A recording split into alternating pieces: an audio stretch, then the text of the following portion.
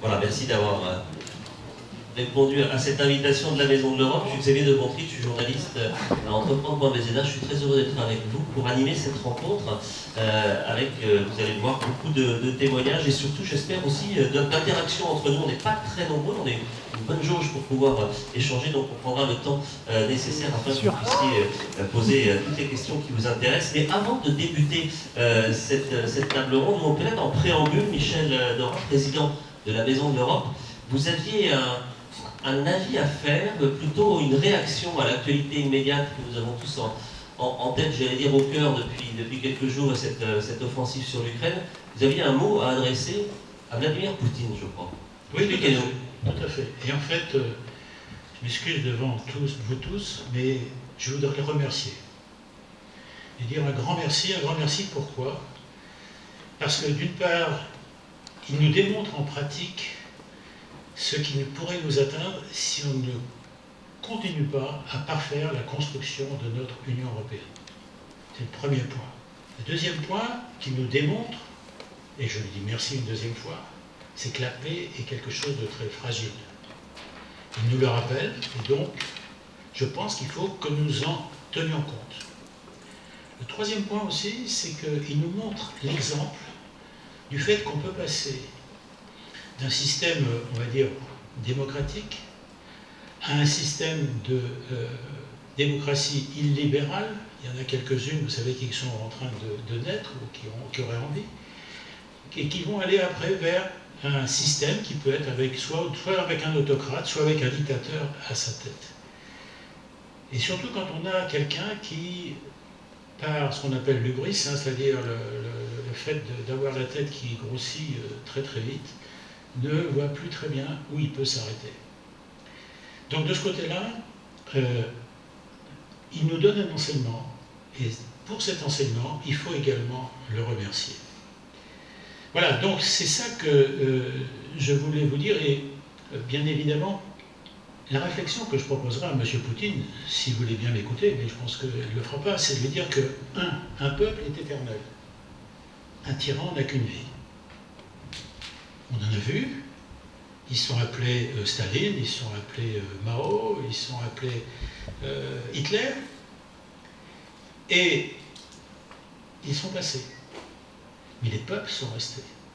Et on dirait qu'aujourd'hui, on a l'exemple flagrant de l'Allemagne qui a traversé cette période-là et qui a dit c'était un enseignement pour elle, et un enseignement pour elle qui l'a amené d'ailleurs même à se bloquer sur un certain nombre de facteurs dont, on l'a bien dit, la défense et la défense européenne, et grâce à c'est en train de bouger. Et grâce à M. Poutine, les Allemands sont en train de bouger. Donc je dis merci beaucoup. Voilà, on a bien compris le deuxième degré qu'il fallait entendre dans vos propos, mais aussi l'analyse très fine que vous faites de cette situation. Et c'est vrai que c'était important peut-être de commencer cette réunion dont l'agenda et la conception avaient été initiés il y a déjà plusieurs mois et qui s'inscrit, hein, vous l'avez vu sur cet écran, dans un cycle de conférences proposées par la Maison de l'Europe sur différentes thématiques.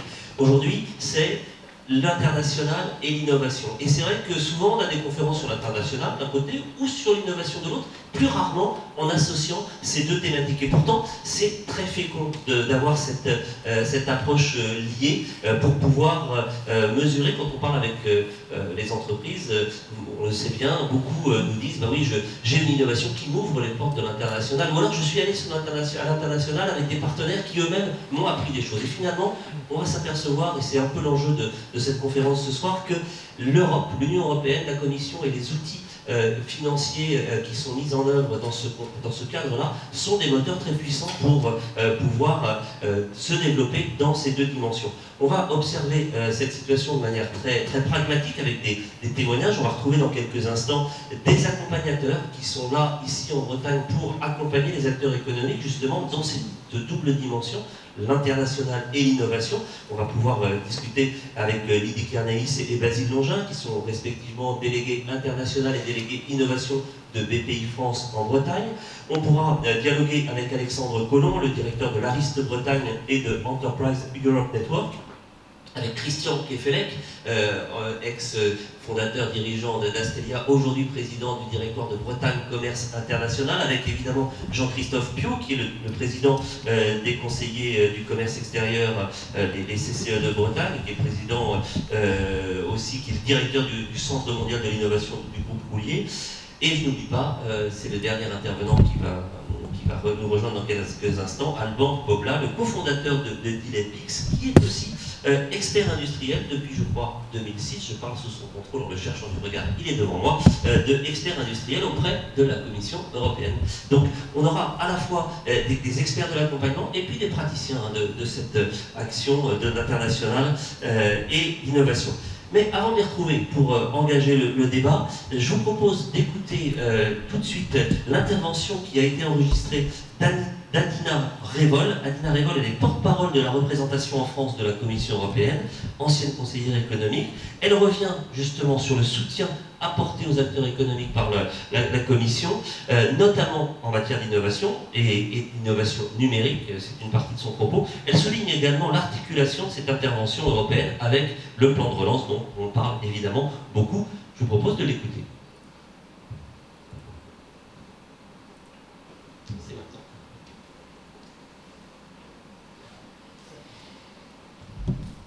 Alors à chaque fois on lui pose une question, hein. Que veut le plan de relance pour nos entreprises? Nous l'avons vu pendant le deuxième confinement notamment, beaucoup d'entreprises françaises et notamment des TPE, PME n'étaient pas équipées pour fournir de services click and collect et ça leur a beaucoup manqué en termes de chiffre d'affaires.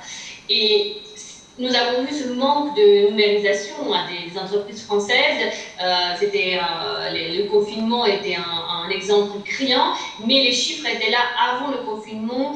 2/3 des TPE, PME n'avaient pas prévu de démarrer leur transformation numérique. Et donc le plan de relance est arrivé avec une ambition très importante d'accélérer la numérisation des entreprises et donc augmenter la compétitivité de l'industrie française. Et c'est avec des dispositifs très importants et des moyens importants. Donc 385 millions d'euros sont investis d'ici 2024 pour la numérisation des entreprises avec un fort accent sur les TPE, PME. Concrètement, c'est 200 000 entreprises qui seront accompagnées dans leur transformation numérique avec un dispositif existant qui est là depuis 2018, France Num, mais qui a été augmenté en cadence. Et qu'est-ce que cela veut dire concrètement? Cela veut dire que les TPE, PME seront accompagnés pour le e-commerce, la gestion des stocks, la livraison, le paiement en ligne. Et par exemple, une PME ou TPE peut être accompagnée aussi pour la création d'un site internet. Et celui-là a une double visée locale et aussi internationale. Ensuite, il faut se projeter aussi sur le long terme, sur le moyen et long terme, avec la nécessaire robotisation et transformation des entreprises industrielles. Donc il y a un dispositif qui existe déjà, mais qui s'appelle Industrie du futur, mais dont la cadence a aussi été augmentée pour fournir de l'aide sur 2 ans, donc cette année et l'année suivante, en 2023, 3500 PME et TI industriels seront accompagnés avec ce dispositif pour être robotisés, pour avoir des logiciels intelligents de conception ou de simulation, ou aussi pour moderniser l'outil de production et leur manière de produire. Et donc ces mesures sont des exemples très concrets qui permettront de dynamiser le Made in France, renforcer la compétitivité d'ici 2024 avec la création d'emplois au niveau local.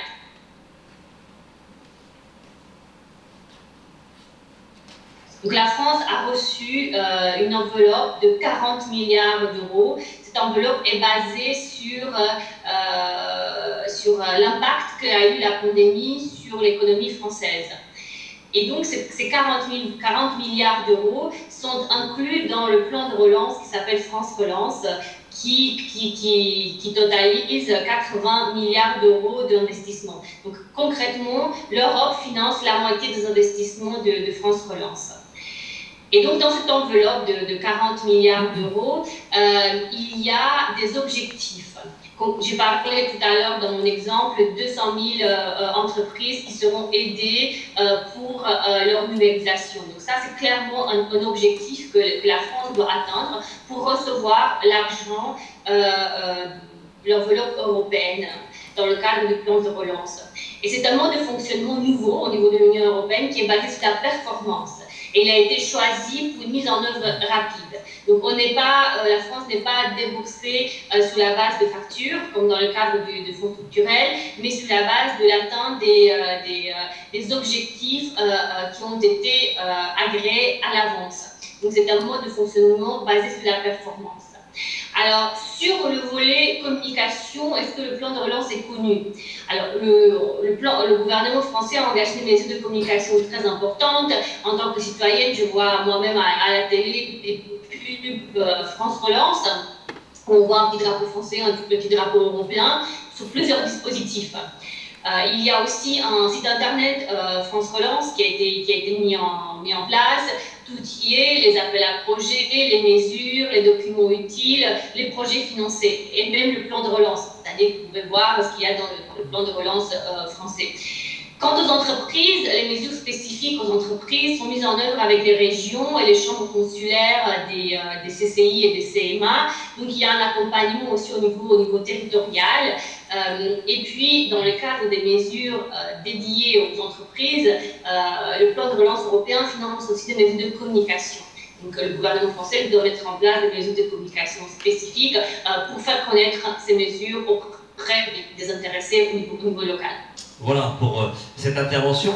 Avant d'engager la table ronde, Michel Dorin, je reviens vers vous parce que vous souhaitiez peut-être remettre en perspective très synthétiquement en quelques chiffres, quelques effets leviers qui justifient aussi le fait qu'on soit réunis aujourd'hui pour articuler innovation et internationale sous l'égide européenne. Tout à fait. On parle du présent et du futur, le plan de relance. On fait juste un petit focus en arrière. On rembobine, comme on dit. Exactement, on rembobine. Puisque, en fait, le marché commun, 1957, si nous en sommes ici aujourd'hui, c'est bien parce que ça fait 70 ans qu'on a, enfin 65 ans qu'on a pratiquement démarré. Donc le traité de Rome en 57, en 1968, on instaure les tarifs douaniers communs, et c'est quand même quelque chose d'extrêmement important, c'est-à-dire qu'on négocie par rapport aux gens qui sont de l'extérieur le même tarif, quel que soit le pays où ça va rentrer. En 1986, c'est l'acte unique, donc, qui va encore élargir ça et faire en sorte que la commission va fonctionner à majorité qualifiée et non pas à l'unanimité. Vous savez que c'est le grand souci. Et puis 1999, c'est l'arrivée de l'euro. Bon, je vous passe là-dessus, vous le savez très bien. En complément de ça, nous avons Schengen qui arrive en 1995. Schengen permet donc la libre circulation des personnes. Et c'est quand même important, je dirais, pour les entreprises. Aujourd'hui, donc, en 2021, nous en sommes donc... Et même 2022 aujourd'hui. Oui, pardon. On est, disons, en février 2021, la Commission a écrit ou a développé ce qu'on appelait la nouvelle stratégie commerciale de l'Union européenne, avec des nouveaux aspects, nouvelles propriétés, et notamment l'idée de prendre en compte tout ce qui a été défini dans les accords sur le climat, on en parle aujourd'hui. En matière d'importation, c'est de se dire, ce qui compte, ce sont les normes de l'Union européenne. Donc tous les produits qui rentrent dans l'Europe doivent répondre aux normes qui ont été développées. C'est aussi la lutte contre la concurrence déloyale, et notamment des subventions des pays autres. Et donc d'autres mesures qui permettent donc toujours de mettre sur pied, je dirais, des bonnes bases en ce qui concerne la concurrence et surtout de développer donc notre marché et nos entreprises intérieures. Je rappelle qu'aujourd'hui, l'Union européenne, c'est un PIB de 13 milliards d'euros. C'est la première puissance économique mondiale. C'est 20% du total du PIB mondial. Donc vous voyez qu'on représente quelque chose d'extraordinairement fort. La seule problématique, et vous le savez très bien, on le voit dans les discussions qu'on a notamment, et entre autres quand on parle avec M. Poutine, c'est que sur le plan politique, on est encore très faible. Bon, dans nos exportations, les exportations de l'Union européenne représentent 2000 milliards d'euros. Donc 2000 milliards d'euros, vous voyez, ça fait à peu près 17 à 18% du PIB global. C'est extrêmement important. Et ce qui est important aussi pour nous, c'est que 60% de ce commerce se fait à l'intérieur de l'Union européenne. Donc quoi qu'il arrive, je dirais à l'extérieur, on continue à commercer entre nous, et en plus on continue à commercer entre nous avec une grande partie des pays européens qui, eux, utilisent également l'euro. À côté de ça, et ce sera mon point final, je rappelle quand même quelque chose qui est extrêmement important, et qui ne touche pas les entreprises directement, mais qui va les impacter a posteriori, c'est tout ce qui est le projet Erasmus. Le projet Erasmus, 33 pays, donc il y a plus que les pays de l'Union européenne qui ont rentré dans le projet Erasmus. Pour les échanges d'étudiants, c'est bien pour ça. Les échanges, alors, pour les échanges d'étudiants, aujourd'hui, ça ne c'est pas que les étudiants, voilà. Il y a les apprentis, il y a les enseignants, il y a les formateurs. Et c'est quand même, à ce jour, 10 millions d'utilisateurs qui sont passés par Erasmus. Et ça crée de l'Europe au quotidien, voilà, évidemment. Exactement. Voilà. C'était simplement pour retracer un cadre, si vous voulez, on bénéficie de tout ce qui s'est fait, je dirais, depuis 70 ans.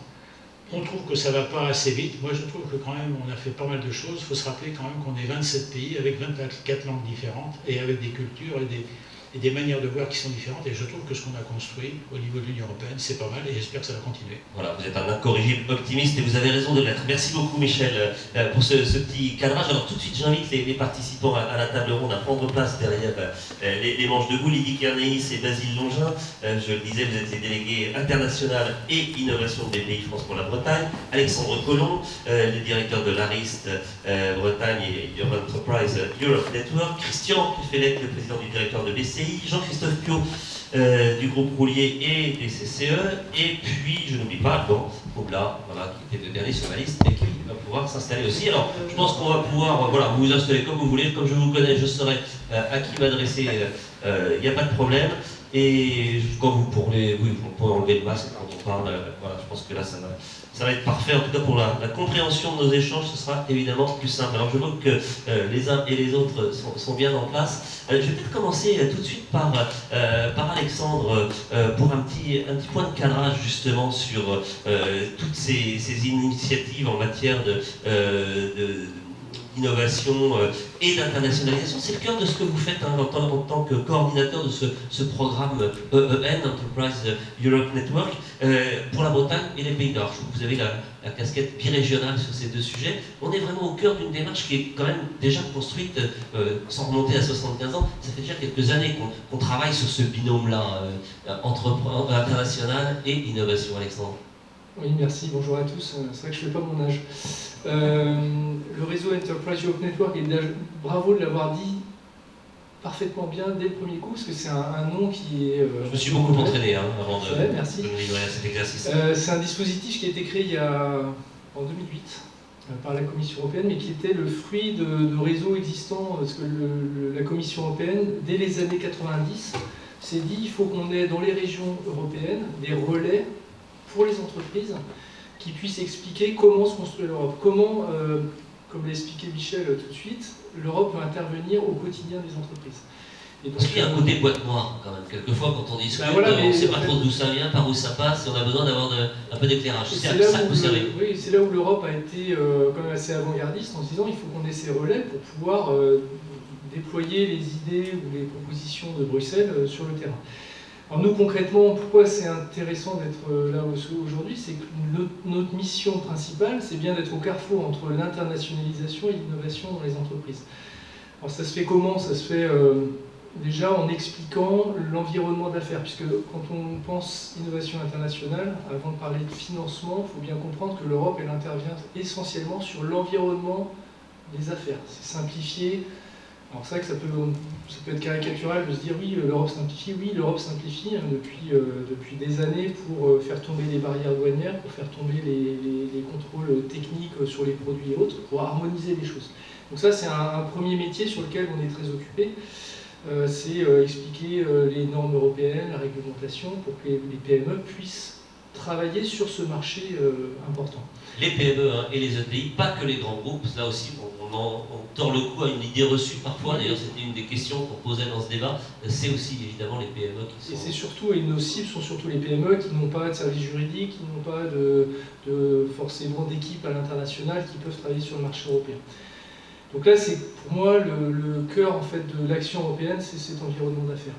L'autre possibilité, et là on rejoint aussi la dynamique innovation internationale, c'est d'aider les entreprises à trouver des partenaires en Europe pour travailler. Puisque faire, oui, il y a 60% du business qui se fait dans l'Union européenne, mais comment on le fait? Est-ce qu'on vend en direct à des... Et on le fait rarement tout seul. Il faut le faire avec des partenaires. Donc nous, notre métier, c'est d'aider l'entreprise bretonne, ou le laboratoire breton, à trouver un partenaire dans d'autres pays européens. Et on le fait avec nos collègues, notamment de Bretagne Commerce International. Et le troisième axe sur lequel on va revenir tout à l'heure, je pense, c'est l'accès au financement. Parce que souvent, quand on raisonne Europe et entreprise, on se dit, tiens, c'est le porte-monnaie européen qui va venir financer des projets. Je mets bien en troisième position, parce que pour moi, c'est quand même c'est marginal par rapport à ce que fait l'Union européenne. Si je reprends l'exemple de l'internationalisation, Michel a évoqué les accords de libre-échange. C'est quand même un effet très concret de l'Union européenne de négocier des accords de libre-échange avec différentes zones du monde. On ne parle pas d'argent. L'Europe finance très peu l'internationalisation des entreprises. Elle ne vous aide pas en tant que PME à aller sur tel ou tel marché. Par contre, elle va vous aider en ouvrant les barrières. Donc, sur l'accès au financement, on va être plutôt sur des dynamiques de financement de la recherche, de l'innovation dans les PME, pour faire vraiment un effet de levier sur des investissements qui sont assez forts. On pourra reprendre des exemples tout à l'heure. Merci beaucoup Alexandre pour ce premier cadrage. Je vous parlais de financement. Évidemment, là j'ai envie d'aller du côté de nos amis de BPI France qui sont venus ensemble parce que vous avez chacun, Lydie pour l'international et Basile pour l'innovation, votre délégation régionale sur ces deux sujets. Vous travaillez, sinon main dans la main, en tout cas en grande proximité. Et cet aspect du financement, il intervient à quel niveau dans la construction des dossiers quand justement les entreprises que vous accompagnez se posent la question de passer à l'international ou de développer une innovation, de la faire sortir du labo pour aller vers le marché. Tout de suite, les deux dimensions se parlent, les deux délégations travaillent de concert. Alors, vous n'allez pas parler à deux voix, chacun son tour. On va parler chacun son tour, mais surtout, Basile. déjà dans un premier temps, il faut avoir un produit. Donc, pour le produit, il faut le sortir du labo, il faut en créer un produit qui est vendable, exportable. Donc, du coup, la première étape, ça va être de faire maturer l'innovation avant l'internationalisation. Ça commence par vous alors, si je comprends bien. Effectivement, ça commence par moi, et ensuite, il y aura la dimension internationale. Mais la dimension internationale, souvent, elle est native, puisque quand on travaille en laboratoire, on peut parler en laboratoire français, franco-français, mais on peut aussi... Approchez-vous un petit peu du micro, c'est l'école de signes, il faut parler. Mais il y a aussi beaucoup de dispositifs qui permettent d'avoir des financements intra-européens sur des labos de recherche transverses. Donc les dispositifs sont à la fois nationaux, régionaux, nationaux et européens.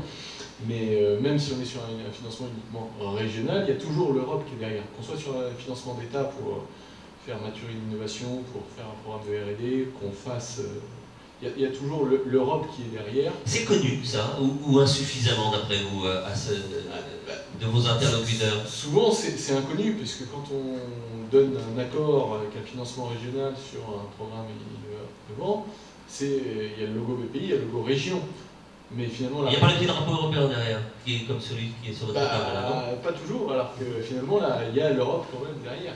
Et après, sur tous nos dispositifs, effectivement, c'est pas forcément mis en avant, pas forcément écrit, puisque sur nos financements nationaux, souvent, on parlait tout à l'heure justement du plan de relance, le plan de relance, on en bénéficie de manière indirecte. Donc indirectement, l'Europe est très souvent derrière nos dispositifs pour tout ce qui est de la partie innovation. Puis une fois que l'innovation est prête, elle est prête à exporter. Alors déjà, il y a le marquage CE qui permet d'avoir tout de suite accès à tout le marché. Donc, effectivement, tout le marché ne va peut-être pas répondre aux besoins, mais tout le marché est adressable. Et ça, c'est un vrai point positif. Et ensuite, c'est Lydie qui a des dispositifs, alors je vais prendre passer la parole, pour accompagner les entreprises avec ça. Et je tiens à préciser, pour vous donner un ordre d'idée, parce que si on parle de BPI France, on va dire mais c'est une multinationale, il y a combien de personnes? On est une petite banque publique, parce qu'on est 3600 personnes. Très fort en communication quand même. 3600 personnes réparties dans une cinquantaine d'implantations, et en Bretagne, on a une quarantaine de personnes. Et je pense dans l'équipe de Basile, combien de chargés d'affaires Inno tu as? 6 chargés d'affaires. 6 chargés d'affaires INO que Basile drive depuis Rennes. Côté nous, international, nous sommes 2. Sabine, que tout le monde connaît aussi pour le 35 et le 22, moi-même pour le 29-56, et je chapeaute notre équipe de 2. Donc j'ai envie de dire, les entreprises qui vont exporter leurs produits innovants, parce que souvent innovation et international vont de pair, vont d'abord entre les mains des chargés d'affaires innovation avec qui nous, Sabine et moi, travaillons main dans la main. Et tout à l'heure, Alexandre parlait de financement, pour l'international, pas forcément européen, je suis tout à fait d'accord, parce que par exemple, côté BPI France, l'activité internationale qui a été créée en 2017 du fait de rapprochement de la partie publique de COFAS, c'est bien l'État derrière. Je gère au nom et pour le compte de l'État des budgets français qui sont mis à disposition des entreprises françaises exportatrices pour aider nos entreprises à exporter plus, à exporter mieux. On est bien d'accord, la partie exportation au niveau de la balance commerciale. Et je rappelle, en termes de montant, par rapport par exemple au budget du plan de relance export, où c'était à peu près 250 millions d'euros mis sur la table, nous, côté État, rien que pour l'outil d'assurance prospection, cette aide, cette avance remboursable, un peu comme l'innovation, on est un peu plus pour ce genre de dispositif, avance remboursable en cas de succès, l'État a mis sur la table 1 million d'euros à utiliser pour les 3 prochaines années. Ça c'est au niveau national. 1 milliard, pardon. 1 milliard, oui, ça me paraissait pas beaucoup. 1 milliard d'euros au niveau national. Ouais. Au niveau national. Les démarches justement de l'Europe par rapport à cette internationalisation, vous me le rappeliez, Lydie, lorsqu'on a échangé en préparant cette rencontre, les financements sont souvent de la subvention. Enfin, c'est souvent de l'argent qui vient vraiment, qui n'est pas une avance remboursable ou un prêt bancaire, c'est de la subvention pure et dure. Alors, il faut remplir les bons dossiers, ça prend peut-être un peu de temps, mais c'est quand même un atout compétitif assez important dans des phases cruciales de développement d'entreprise, par exemple. Pour l'international ? Ouais. En fait, c'est une avance remboursable. Ce dont vous parlez, c'est ça? C'est au niveau de l'assurance prospection? Il y a ça, mais il y a aussi des subventions qui oui, sont versées. avec justement dans le cadre de la Team France Export, voilà, il y a donc les différents chèques relance export. Voilà. Et là, l'Europe est également partie prenante dans ces... C'est vraiment l'État français, dans le cadre de la Team France Export, ce dont je parlais tout à l'heure, les fameux 250 millions d'euros, le plan de relance export, des dispositifs. Mais on entendait tout à l'heure Madame Revol qui nous disait que sur le plan de relance, il y avait 40 milliards d'euros qui venaient directement de la part européenne. Donc on peut considérer que tout ça est inclus. Voilà. En tout cas, c'est cette poche affectée sur le sujet international. D'accord. On a vu l'innovation d'abord, l'international qui va vite après, et les dispositifs financiers qui se mettent en place. On entend dire parfois que pour accéder à ces démarches, c'était historiquement un peu complexe, etc. Est-ce que justement, avec le plan de relance, avec toute cette ingénierie massive qui a été mise en œuvre à la faveur, si je puis dire, à la suite de la pandémie de Covid, est-ce que ça a déverrouillé certains canaux? Est-ce que c'est plus fluide et plus rapide aujourd'hui, les instructions de dossier, plus efficaces encore? Alors moi, je parlerai non pas de la partie chèque relance export, parce que c'est pas nous, BPI France, qui gérons ça, sur tout ce qui est, par exemple, assurance prospection. Oui. Donc, on est sur une région où on a peu de dossiers d'assurance prospection par rapport au potentiel, et sans parler du contexte là, géopolitique qui nous tombe dessus depuis quelques jours.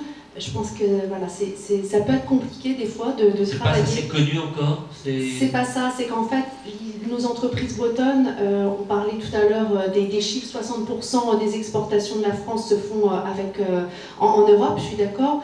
La Bretagne représente une petite région au niveau des exportations françaises, même si les chiffres... ne veulent pas dire grand-chose, on le sait, c'est une polémique ancienne. Au niveau des marchandises.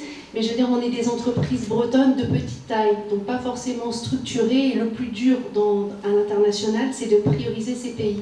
Surtout dans un contexte géopolitique mouvementé, c'est de savoir où aller, choisir. Et c'est un message que je donnerai encore plus aujourd'hui, prioritairement peut-être des pays de proximité. Et voilà. Et j'ai l'impression, mais là je parle sous le contrôle de cette table ronde, on s'arrête un peu là-dessus, et vous aussi qui nous écoutez, j'ai l'impression qu'il y a encore quelques années, le mantra c'était le grand international, le grand export, les pays asiatiques, l'Amérique latine, les BRIC comme on disait, ces nouveaux marchés, un peu Eldorado, et qu'aujourd'hui évidemment à la faveur de ce on est en train de se vivre et ce dont rappelait Michel en introduction, eh bien, le retour à une proximité peut-être un petit peu plus rassurante, mais néanmoins tangible, on regarde les chiffres que représente le marché intérieur européen, devenait de nouveau attractif. Vous le constatez, ça, les uns et les autres, dans vos analyses. Christian, je me tourne vers vous en tant que président du directoire de BCI, Bretagne Commerce International. Est-ce que c'est pas une fausse impression?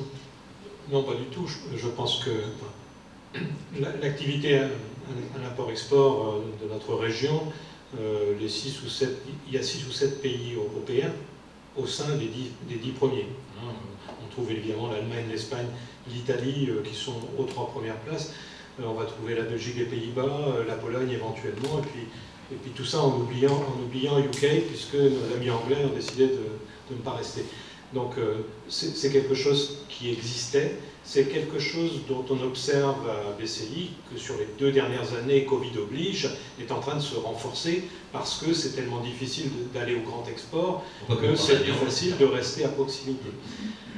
L'autre élément essentiel dans tout ça, et ça a été bien dit tout à l'heure par Michel, je pense, dans son introduction, c'est que l'Europe a fait beaucoup de chemin et a simplifié beaucoup de choses.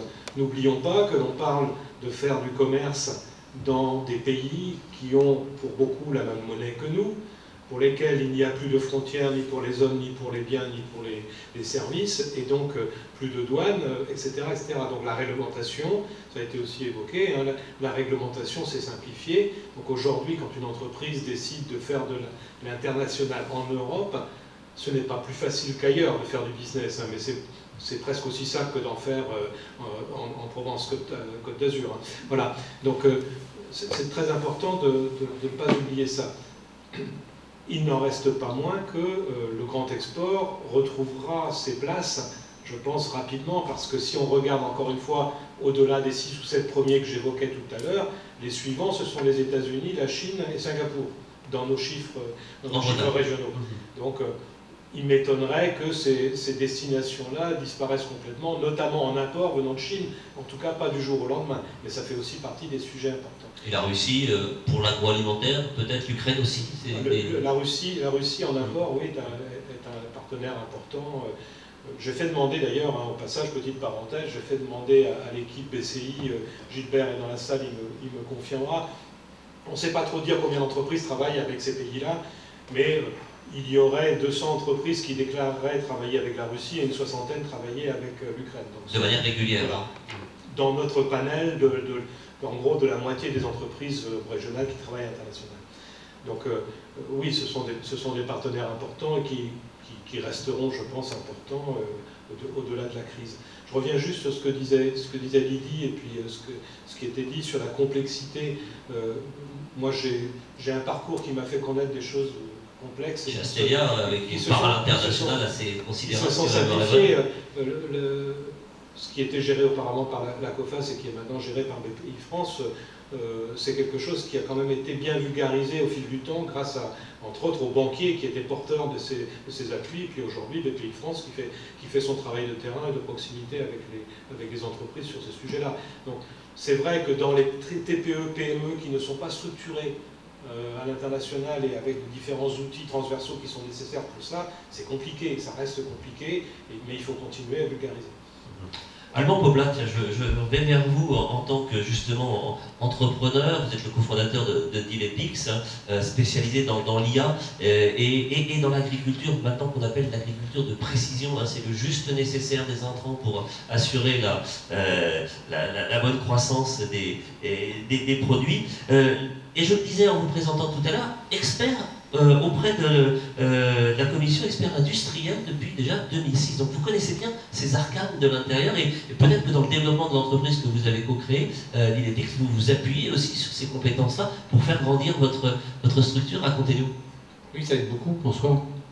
Alors, quand on est expert industriel, en fait, on aide les commissaires européens à prendre des décisions sur les appels à projets qui financent les porteurs de projets ou les entreprises ou les laboratoires. En général, Alexandre a un petit peu évoqué, pour les entreprises en tout cas, il y a 3 types d'actions au niveau de l'Europe: recherche, innovation, action. Recherche, c'est un niveau de TRL très, très faible, beaucoup plus proche du laboratoire que du marché. Action, c'est très proche du marché. Et les rôles des experts, il y a des experts scientifiques qui vont se prononcer sur la science, et des experts industriels qui se prononcent sur ce qu'on appelle le go-to-market. On parle en anglais en Europe, même si les UK sont... L'accès au marché. L'accès au marché. Mon rôle, c'est ça, c'est de dire quand un projet demande un financement à l'Europe, est-ce qu'on est loin ou pas du marché. Et ça, ce sont des missions qui vous sont confiées, spécifiquement. Ponctuellement. C'est ça. Et donc, dans nos missions, notre rôle, c'est pas de dire si on va créer de la connaissance, si on va créer de la science, ça c'est d'autres experts. Moi, mon rôle, c'est, parmi d'autres, c'est bien sûr de dire, est-ce que ça va amener des nouveaux produits, des nouveaux services sur le marché européen, mais pourquoi pas aussi à l'international. Et vous êtes en capacité de simplifier peut-être, ou de ne pas rajouter de la complexité à la complexité par rapport aux critiques qu'on entend parfois à l'égard de ces réglementations. Vous avez votre mot à dire en pensant évidemment avec une casquette d'industriel, d'entrepreneur, de simplification, de facilitation.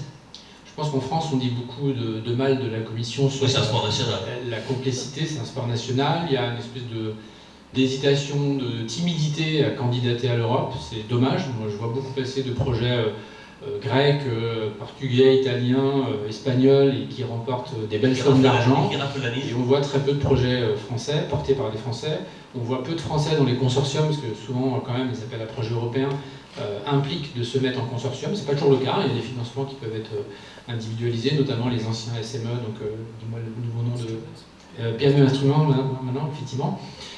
Et donc, il faut voir, enfin, mon discours maintenant, c'est de dire, ayant vu l'autre côté, ayant vu comment c'était pas si compliqué que ça de déposer des dossiers, ça dépend des programmes. Il y a quand même des programmes européens type EIC assez conséquents. Là, il vaut mieux même se faire accompagner d'un cabinet spécialisé, voilà, parce qu'il y a un vocabulaire spécifique, il y a une façon d'organiser la présentation du projet, d'organiser ce qu'on appelle les work packages, les différents sous-parties d'un projet. Ça, c'est quand même, si on ne l'a pas fait une fois... C'est une langue particulière, mais une fois qu'on l'a maîtrisée ou qu'on se fait accompagner, on peut y arriver. Voilà, un peu mieux. Pour vous dire un exemple, vous avez des exemples. On aime bien un peu les chiffres. EIC, c'est 4% de réussite. C'est-à-dire qu'il n'y a que 4% des projets qui arrivent à avoir un financement. Après, vous avez d'autres instruments de financement où les financements sont un peu plus faibles.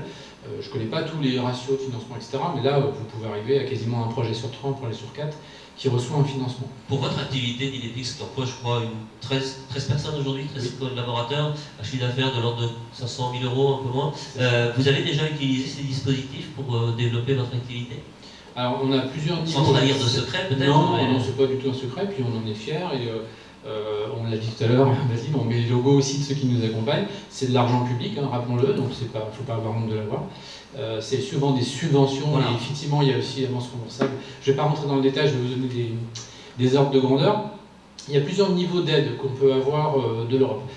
Et des fois, des aides qu'on pense toucher de la région ou de l'État, mais qui sont effectivement, ça a été dit dans l'introduction vidéo, qui sont des fonds européens. Donc, nous, typiquement, chez Illepix, on a touché des aides directes de l'Europe à travers des fonds FEDER qui sont gérés par la région de Bretagne, mais dont les fonds européens sont une compétence de la région.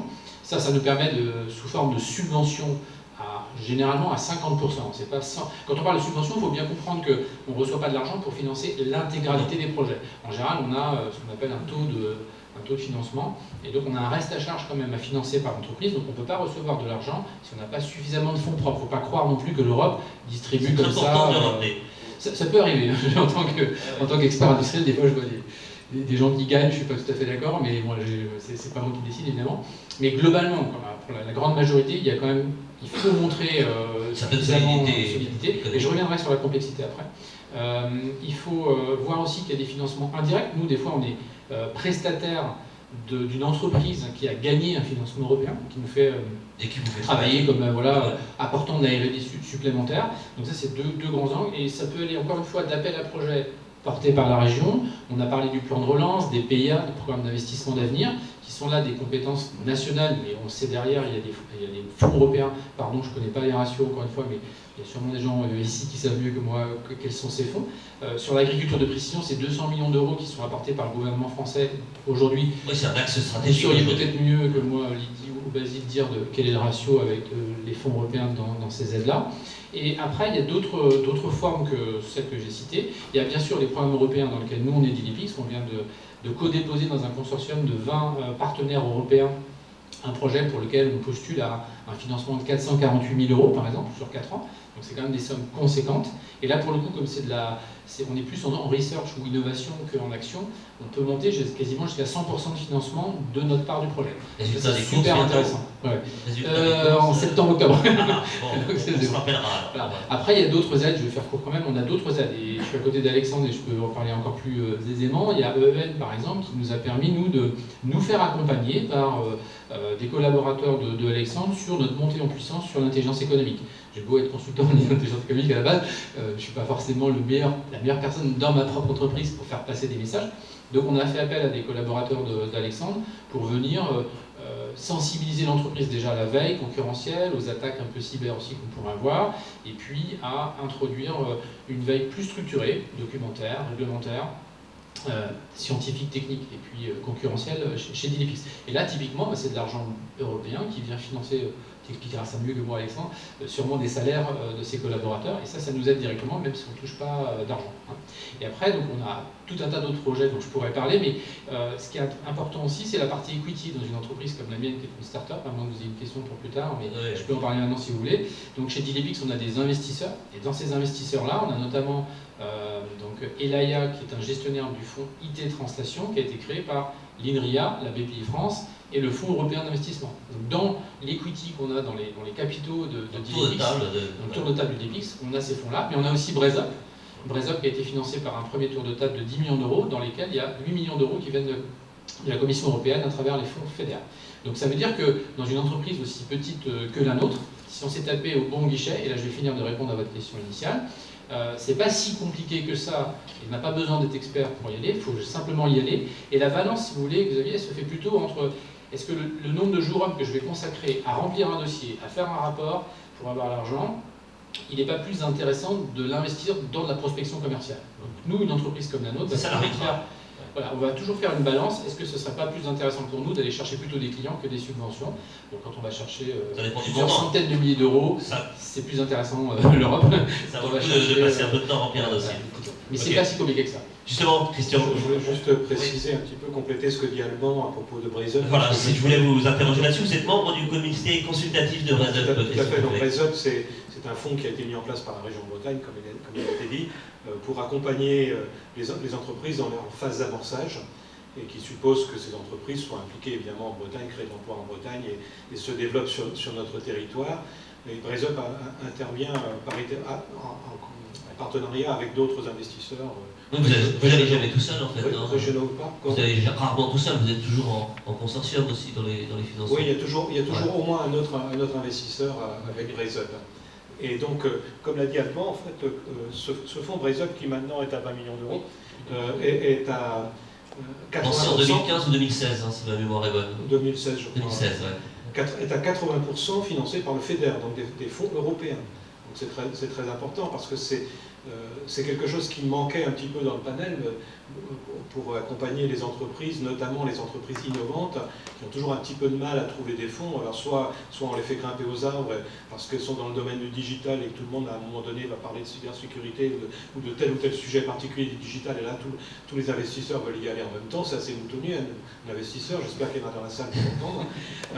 Et par contre, voilà, des entreprises qui innovent sur des domaines qui ne sont pas forcément des domaines entre guillemets à la mode, ont besoin de ce type d'apport. C'est très bien que l'Europe contribue à ça.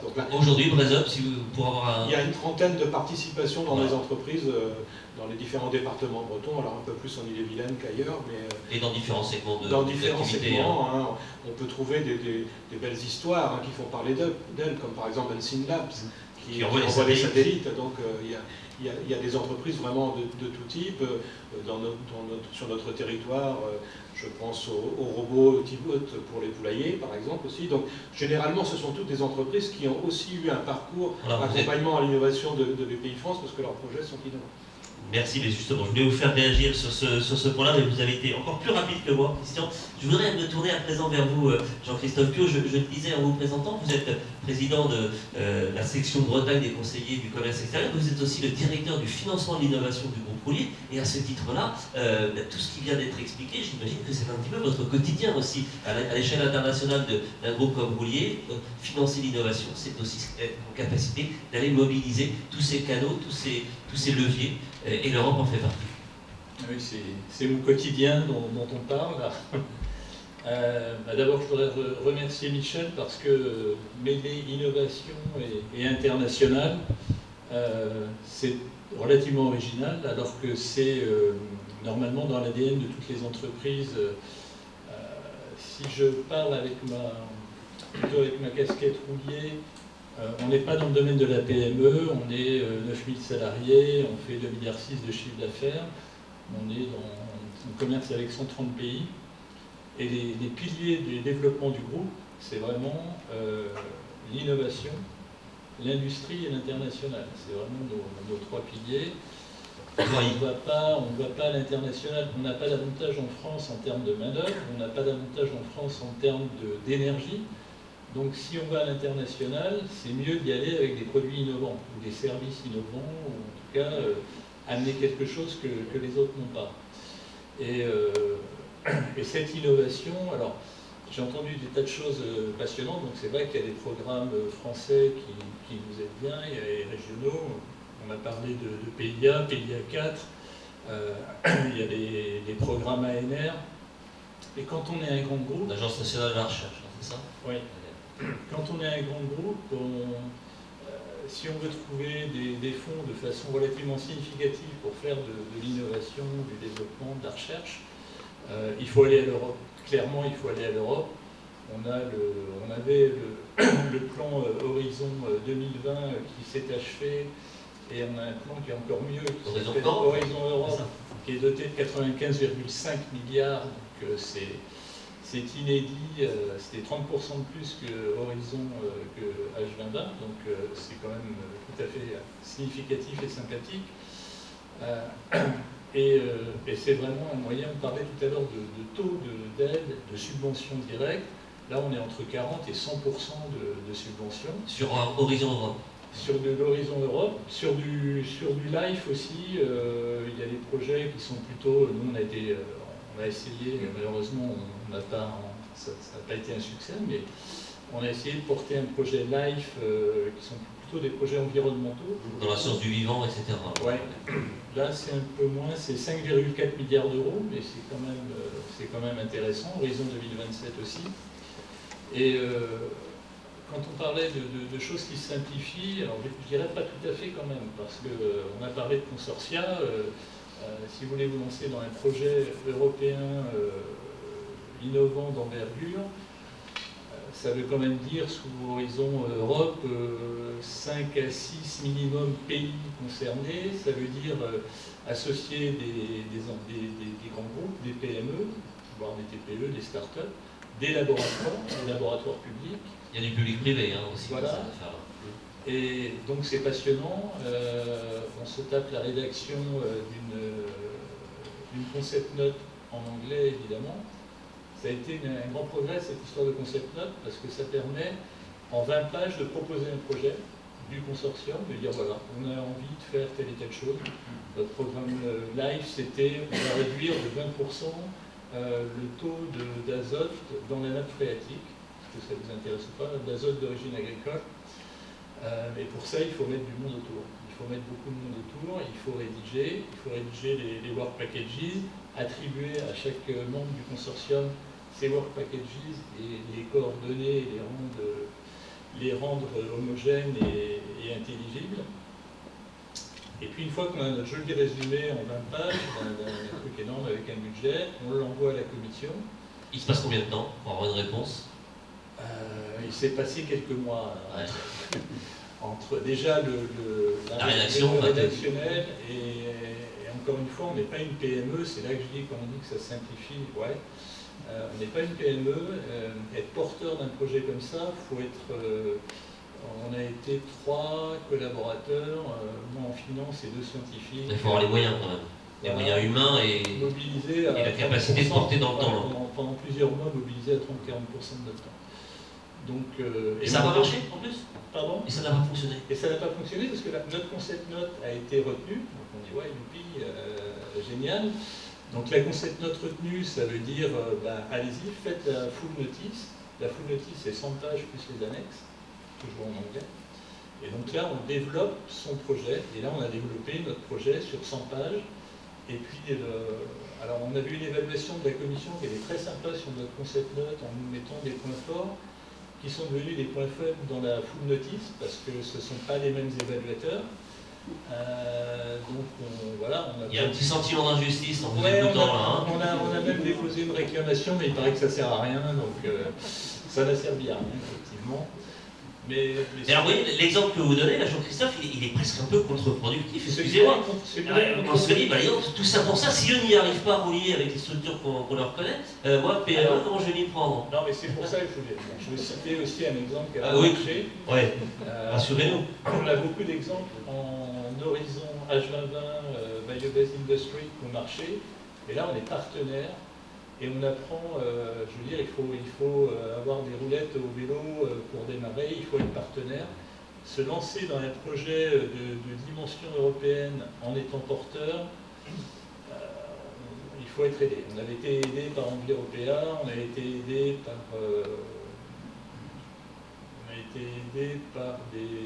un cabinet qui nous a un petit peu aidé. Un cabinet spécialisé qui formalise des choses. Ouais. En relecture sur le rédactionnel. Parce qu'il y a des mots-clés, parce que... C'est une forme de lobbying, au sens anglo-saxon et noble du terme évidemment, mais il faut aussi trouver le bon wording pour convaincre. Oui, on est allé à Bruxelles, on est allé discuter avec des évaluateurs, ça nous a vachement aidé, mais encore une fois, la concept note est passée formidable, mais pas le reste. Donc on s'est dit, bon... Il y a une deuxième chance, vous pourrez revisiter ce projet éventuellement. Ce projet-là, qui reste un excellent projet, enfin diminuer... Oui, l'objectif est plutôt louable de ce que vous en dites. Ouais. Et avec des moyens qui sont tout à fait atteignables et qu'on maîtrise. Et, voilà. Et donc on n'a pas renoncé, mais bon, on a mis ça entre parenthèses. Et par contre, on a eu de nombreux succès de consortiums en étant partenaire de consortiums sur l'agriculture du futur, sur la réduction des intrants, etc. Donc c'est quand même un gros boulot. Ne pas sous-estimer le travail et l'investissement. C'est un gros investissement et il faut se faire aider. Mais après, c'est vrai que c'est plus sympa quand on a un porteur qui a rédigé les work packages, qui vous dit bon, vos briques technologiques, c'est ce qu'on attend de vous, c'est ça et ça. Et puis nous on met en sang, on met en musique. Librement, nous on arrange nos briques technologiques et lui construit la maison complète. Alexandre Collomb, c'est un bon conseil que nous donne Jean-Christophe Piot, cette nécessité d'être accompagné, mais aussi de travailler en groupe et d'acquérir cette culture du partenariat en quelque sorte. Excellent conseil. Je voulais juste faire un arrêt sur image parce qu'il y a beaucoup de choses qui ont été dites et peut-être rappeler deux choses. Premièrement, quand on parle de fonds européens, on a parlé de FEDER, on est bien sur des fonds européens qui sont gérés régionalement, nationalement. Dans le domaine de l'innovation, il y a des dispositifs FEDER qui permettent aux entreprises d'investir dans la recherche, dans des équipements. Par exemple, Coriolis Composite, que vous connaissez dans le Morbihan, pour prendre un exemple, a déposé un projet pour faire de la recherche sur de la robotique additive en lien avec l'UBS, l'Université de Bretagne Sud et l'Institut de Maupertuis, a touché en gros 300 000 € sur ce projet-là, sur un projet de 750 000 €. Et c'était une sub. C'est une subvention, ils sont en partenariat local, mais c'est une entreprise qui en bénéficie toute seule. Ils ne passent pas par Bruxelles, ils déposent un dossier auprès de la région Bretagne. C'est presque un guichet unique de proximité. Voilà, c'est ça. Et là, je ne peux pas dire qu'il y a de l'argent, il y a en gros 300 millions d'euros qui sont de FEDER sur la période qui sont dépensés. Donc avant de s'emballer, d'aller à Bruxelles chercher un financement, faire 100 pages et de se dire bah non, votre projet est excellent, mais il y a 10 autres projets encore plus excellents que le vôtre, donc vous reviendrez, allez voir vos financeurs régionaux. Et là, on tape à quelle porte alors vous allez voir CCI, les conseillers BPI, les technopoles, beaucoup en Bretagne. Mais c'est une bonne porte d'entrée, hein, le réseau des 7 technopoles avec qui on travaille aussi dans le cadre d'un réseau qui s'appelle Noé. Enfin, on pourra y revenir. Donc première étape, les fonds structurels, c'est un tiers du budget européen, c'est ce qu'on appelle la politique régionale. Quand on arrive au niveau des projets de type Horizon Europe, Horizon 2020, c'est que stratégiquement, l'entreprise se dit, bah, moi j'ai besoin d'argent pour faire levier sur mon investissement. Là, aujourd'hui, on aurait pu avoir Patrick Piot, un autre monsieur Piot, de Demeta qui malheureusement n'a pas pu se rendre disponible. Son témoignage est assez intéressant. C'est une entreprise Demeta qui est dans la chimie verte. Ils ont bénéficié d'un financement EIC, donc qui est European Innovation Council. Juste les ordres de grandeur, c'est 2,4 millions d'euros de subvention sur le projet, plus 2,4 millions d'euros d'apport en fonds propres. Vous faites le calcul, 4,8. Pour une PME bretonne, là on n'est plus dans les 264 000 euros de fonds FEDER, on est dans la Ligue des champions du financement de l'innovation. Par contre, son projet, le projet de Demetal, c'est de l'innovation de rupture, c'est un projet qui sort complètement des sentiers battus et qui, pour l'Europe, doit être très particulier. Et là, on revient sur la notion des 4%. Donc lui, il fait partie des 4-5% qui ont été sélectionnés. Mais c'est un concours, il a gagné le concours et maintenant il peut avancer. Donc c'est pas fait pour tout le monde. Et dans ce cas-là, bien sûr, il faut être accompagné. Et je précise que d'ailleurs, les pays proposent une aide au montage de dossiers. Et bien justement, je voulais, merci de la transition Alexandre. Je voulais retourner vers vous deux, Lydie et Basile, pour revoir justement cette proximité que vous incarnez l'un et l'autre ici en Bretagne. Il faut évidemment avoir le réflexe d'aller vous solliciter ou de solliciter les chargés d'affaires qui travaillent avec vous. Ces premiers contacts, ça permet de débloquer peut-être tout le parcours qui va suivre, côté innovation d'abord, parce que ça commence toujours par vous si j'ai bien suivi Basile. Et effectivement, la première chose à faire, c'est d'aller voir le chargé d'affaires. Le chargé d'affaires, après, va guider l'entreprise et le dirigeant vers les différents dispositifs en fonction de la maturité. Puisque chaque entreprise, quand elle vient nous voir, n'est pas au même stade de maturité, au même stade d'avancée, au même stade de proximité du marché. Parce que là, on a parlé du go-to-market, effectivement, tout le monde n'est pas au même stade. Et donc, pour chaque étape, il y a un certain nombre de dispositifs. Donc, le chargé d'affaires, c'est la clé pour être accompagné vers les bons interlocuteurs. Si c'est pas lui, il y a une chaîne. Il y a toute une chaîne qui va permettre d'être mis en relation avec la région, avec la CCI, avec tout l'écosystème pour aller taper à la bonne porte au bon moment. Qu'est-ce que vous observez justement en ce moment là, depuis quelques mois ou depuis un an ou deux, depuis la sortie, si tant est qu'on est vraiment sorti de la pandémie, nonobstant la crise géopolitique, est-ce qu'il y a des expressions de besoins qui vous sont transmises de la part des entreprises bretonnes que vous accompagnez? Est-ce qu'il y a des tendances qui se dessinent? Aujourd'hui, il y avait déjà la politique nationale de BPI au niveau innovation qui était plutôt orientée, qui était vraiment orientée côté deep tech, donc vraiment sortir des technologies des labos. De rupture un petit peu. Des technologies de rupture. Et puis aujourd'hui, la grande tendance, c'est de réindustrialiser. Donc ça, c'est arrivé avec la pandémie, mais c'était déjà une tendance de fond de dire on peut produire en France. À nouveau. Parce qu'on a quand même beaucoup effectivement, et voilà. Et du coup, des entreprises qui étaient actuellement, qui étaient toujours en disant on va développer un produit, on va le sous-traiter en production, là, aujourd'hui, elles réfléchissent à réinternaliser et à produire elles-mêmes ou à créer leur propre usine. Vous avez des exemples? Ça se traduit déjà dans les faits ou c'est encore un peu prématuré? Dans les faits, il y a quelques exemples, on va dire, médiatiques. Insect, par exemple, qui vont nous faire manger des insectes bientôt. Voilà, alors, pour l'instant, ça reste plutôt à la pisciculture, mais qui développe une usine de production, mais de très très grande ampleur. Là, on est sur plusieurs dizaines de millions d'euros d'investissement. C'est pas dans la région, hein? Non, c'est à l'avenir que le site de production est installé. En Bretagne, on a Agrilux qui veut produire de la crevette et non, c'est pas la crevette, des gambas. Des gambas. Effectivement, des gambas en Bretagne. Donc c'est un site de production. Ça, c'est avec le réchauffement, on ne sait rien. Non, il y a tout un système de production vertueuse pour ne pas juste mettre des grosses chaudières en route pour chauffer l'eau à la bonne température des gambas. Donc du coup, il y a une tendance de fond qui est de reproduire au niveau local, mais ça ne peut s'adresser qu'à des produits fortement innovants ou à forte valeur ajoutée. Ça ne s'adresse pas à n'importe quel produit. La Chine reste bien trop concurrentielle sur énormément de dispositifs. Alors justement, l'international, Lydie, avec vous, les tendances aussi, les attentes à exprimer en ce moment. Je fais juste le lien sur ce qu'a dit Basile, parce qu'on a la chance aussi, côté BPI France, je vous ai dit qu'on était 3600 en France, mais on a quelques satellites, quelques personnes aussi à l'étranger, on a notamment 2 personnes à Bruxelles. On a une jeune femme qui s'appelle Lola Merveille, son titre exact c'est... Elle est responsable du bureau de représentation auprès des institutions européennes, il faut le savoir, et donc que j'ai un petit peu contacté aussi pour préparer cette intervention. Et elle m'a donné les infos concernant le sujet de la volonté de réindustrialiser qui est nécessaire. Il y a eu un rapport, le Covid donc, a fait prendre conscience que l'Europe était vulnérable sur certains sujets, un rapport sur 137 produits sur les 5200 produits importés qui ont été identifiés, sur les 137, la moitié, donc forte dépendance, venait de Chine.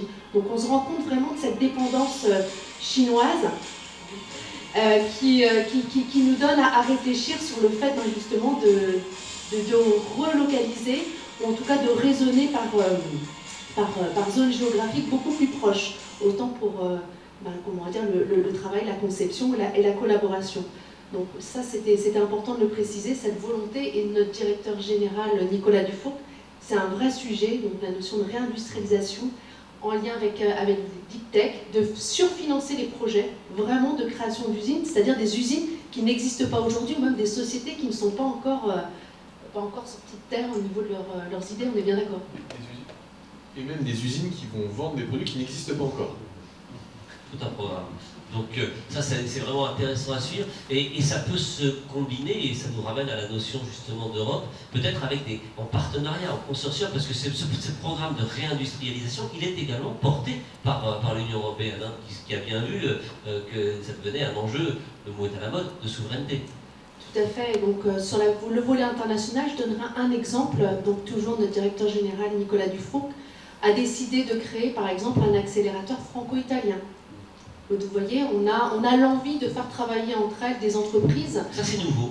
C'est nouveau. Ouais. C'est nouveau, et je sais que l'Allemagne lui tient très à cœur aussi. Il veut créer des ponts entre la France et l'Allemagne. Concrètement, comment ça fonctionne, un accélérateur franco-italien en l'occurrence? Qu'est-ce que c'est un accélérateur? C'est important de le préciser. Hein. Donc, BPI France, plusieurs activités, plusieurs verticales, et toute l'activité accompagnement, c'est une volonté aussi très forte de Nicolas Dufourcq de se dire les entreprises ont accès au financement, à la dette, à l'equity, tout ce que vous voulez, mais en fait, il faut qu'elles grandissent de l'intérieur. Il faut qu'elles puissent faire agir et se pivoter en cas de crise économique, géopolitique, tout ce que vous voulez, donc les faire grandir à l'intérieur, c'est de les accélérer et donc d'enrôler les équipes.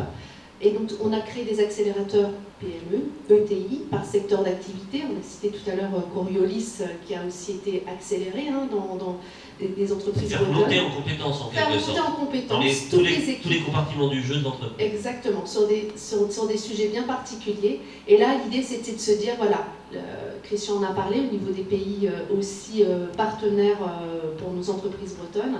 Et là, on n'a aucune entreprise bretonne qui a intégré cet accélérateur italien, pas encore. Il y a des places on en encore, discute avec Christian pour sourcer les entreprises. Mais l'idée, c'était vraiment de donner la possibilité, en lien avec BPI France d'un côté et la Caisse des dépôts italienne, de créer des connexions entre nos entreprises françaises et italiennes pour qu'ils soient plus forts ensemble. Et ça se décrète, ça, parce qu'on a l'impression que souvent ce sont des rencontres d'hommes et de femmes, de dirigeants qui vont tout d'un coup participer à un salon international, vont découvrir qu'ils ont des proximités et ils vont travailler ensemble. Ça part du terrain, quoi, non? Ça part du terrain, ça part des compétences, ça part peut-être de l'interculturalité aussi, de proximité. Mais s'il y a un cadre, ça peut aider, c'est ce que vous nous dites. Alban, je vous voyais opiner là, en écoutant ce témoignage, c'est quelque chose qui vous parle, ça, ces coopérations, ces partenariats d'accélération d'entreprises de différents pays membres de l'Union européenne? Ah oui, c'est la double casquette qui peut parler. L'Europe, elle ne veut pas embêter les entreprises quand elle dit associez-vous à plusieurs pays ou à des laboratoires de différents pays pour collaborer ensemble. C'est aussi pour apprendre à être dans un État fédéré. C'est beaucoup plus facile de travailler aux États-Unis entre la Silicon Valley et New York qu'entre je sais pas, la Suède et l'Italie peut-être. Donc on est quand même un État fédéral. Et je ne reprends pas les mots introductifs très bons de Michel, mais on a aussi cette construction à continuer et d'avoir un cadre qui nous oblige parfois, pour aller chercher des financements, à s'associer à d'autres. Ça oblige l'interculturalité dans les projets. Là, on parlait de très beaux projets. Le projet qu'on a déposé, il y a un peu plus de 20 partenaires partout en Europe. C'est dirigé par des Espagnols, donc c'est déposé au dernier moment. Il faut travailler toutes les nuits, tous les week-ends. Quand c'est des Allemands, c'est prêt une semaine à l'avance, mais voilà, faut s'habituer. Et ça, rien que ça, c'est amusant.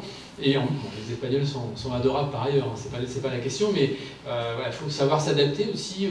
Ils sont très bons, hein, le projet est super bien rédigé, pas moins bien que c'est de l'interculturalité, comme vous dites. Voilà, ça apprend, et nous, ça nous aide des fois. C'est une autre façon d'aller à l'international. On n'a pas la culture, l'histoire du groupe Rouillet, par exemple, ou de Bastidia. Nous on apprend aussi avec ces démarches-là à aller à l'Europe. Et pardon l'expression, c'est moins casse-gueule, enfin, c'est un financement, c'est une subvention. Si on n'est pas super bon, c'est pas trop grave. Par rapport à un client, ce sera plus grave. Par contre, on ne dit pas qu'on ne fait pas très bien, on apprend à travailler avec un nouvel environnement et peut-être demain des partenaires. Exactement, et ça nous permet aussi des fois d'aller chercher des laboratoires de recherche. C'est plus difficile quand on est une entreprise, encore une fois, en France, d'aller chercher un labo en Suède. Voilà, on n'est pas culturellement armé pour ça, on n'a pas le nombre de collaborateurs qu'il faudrait pour prendre des bons contacts. Et des fois, c'est via EVEN notamment, on a des mises en relation, tu parles mieux que ça que moi je pense Alexandre, mais il y a des plateformes qui nous permettent, BCI le permet aussi, de nous mettre en relation, les pôles de compétitivité aussi le permettent, de nous mettre en relation avec des gens qui recherchent des partenaires. Ça nous est arrivé d'être identifiés par un pôle de compétitivité, contactés par notamment les Espagnols, qui cherchaient une boîte en computer vision, en vision par ordinateur dans l'agriculture de précision. Et on a répondu grâce à ça. C'est pas nous qui avons eu connaissance à la base de ce projet qui était en train de s'écrire. C'est un partenaire qui nous a identifiés.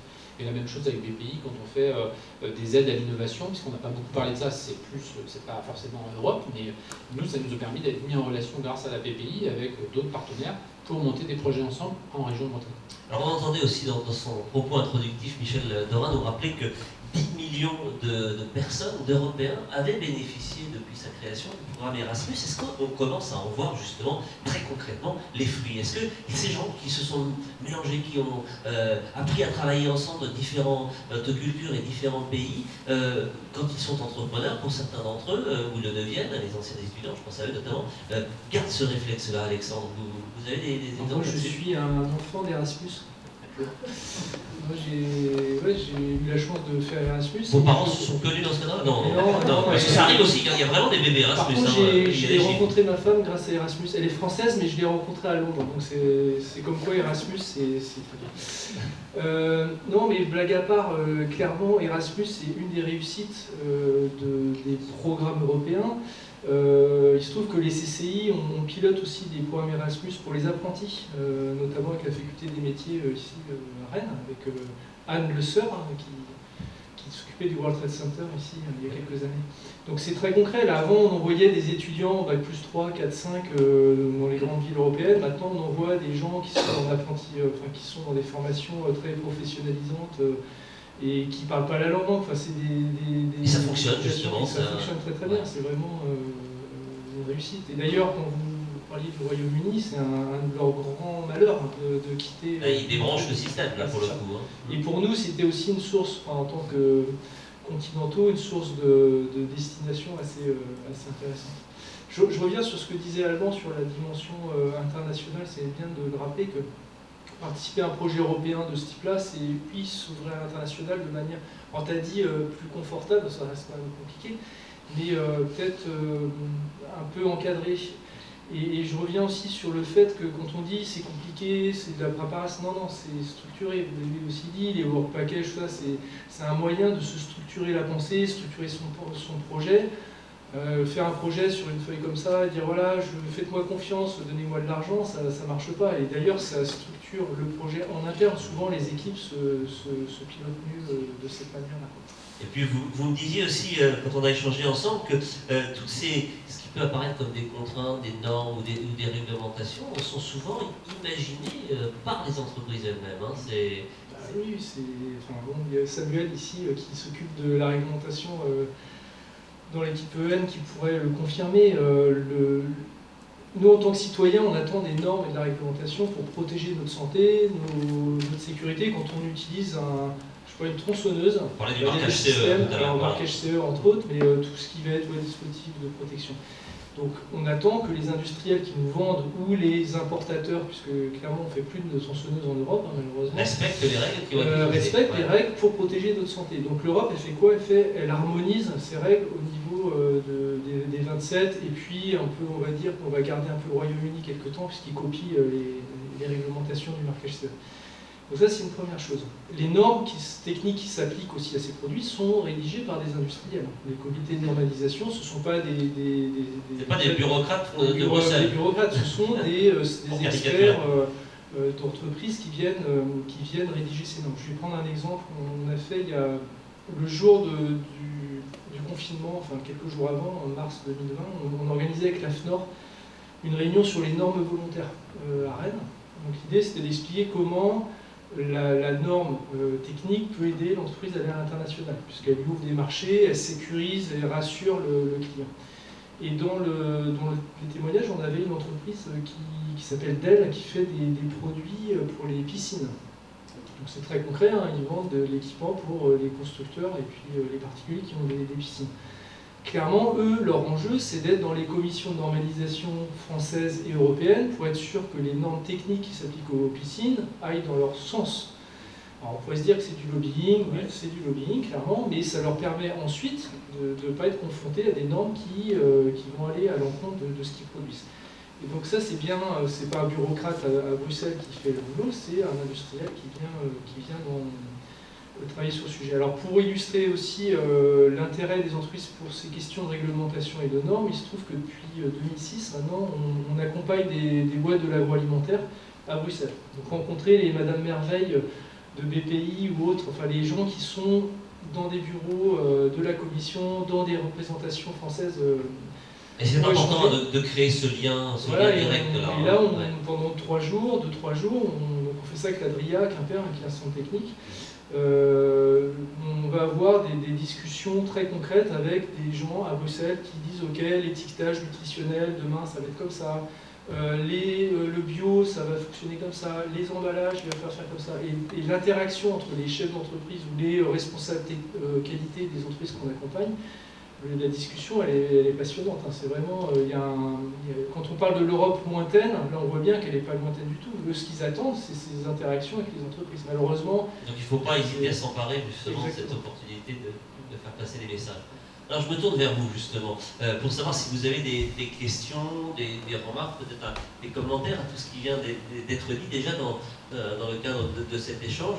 Peut-être avez-vous un témoignage ou envie d'aller plus loin avec une question très précise adressée à l'un ou à l'autre de nos intervenants. C'est le moment. Je crois qu'on a même prévu un micro pour vous, voilà, qu'on pourra vous passer. Ayez la gentillesse de vous présenter et puis de dire à qui vous posez votre question. Il y a un monsieur au fond de la salle qui lève la main et on vous apporte le micro. Merci à vous. Bonjour, Laurent Bouchard, Société Cala. Je fabrique des équipements pour l'imprimerie, donc des machines. J'ai une interrogation qui concerne les dernières interventions sur le CE, puisqu'aujourd'hui c'est avant tout une auto-certification et ce n'est en aucun cas un label. Moi je suis confronté régulièrement à une concurrence entre autres asiatique, pour lesquels CE doit signifier Chinese Export. Et on a l'impression qu'on ne vit pas sur la même planète et qu'on ne lit pas les mêmes textes de la même façon. Je veux dire par là que je suis obligé dans mes produits d'apporter des coûts supplémentaires pour respecter les normes CE. Et j'ai pas l'impression, même au sein de l'Europe, que les interprétations des textes sont identiques. Le marquage CE, c'est pas un label, ça n'a jamais été, c'est une certification liée à une application de réglementation. Là où vous avez raison, c'est que selon les produits, soit on est soumis à un contrôle d'un tiers. Vous prenez un dispositif médical qui est marqué CE, vous aurez systématiquement un contrôle qualité de l'entreprise ou il y a un contrôle du produit. Sur d'autres catégories de produits, je prends les jouets, c'est beaucoup de l'auto-certification. C'est-à-dire que l'entreprise va faire un dossier technique, vous avez pu faire ça, et faire une déclaration CE.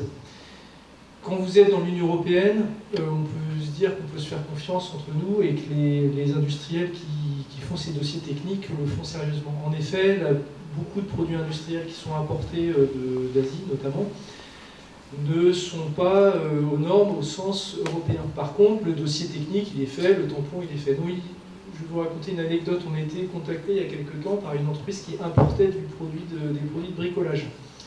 Et le responsable qualité nous disait voilà, nous on sous-traite des fabricants en Chine et on aimerait que vous vérifiez les documents techniques qui sont fournis.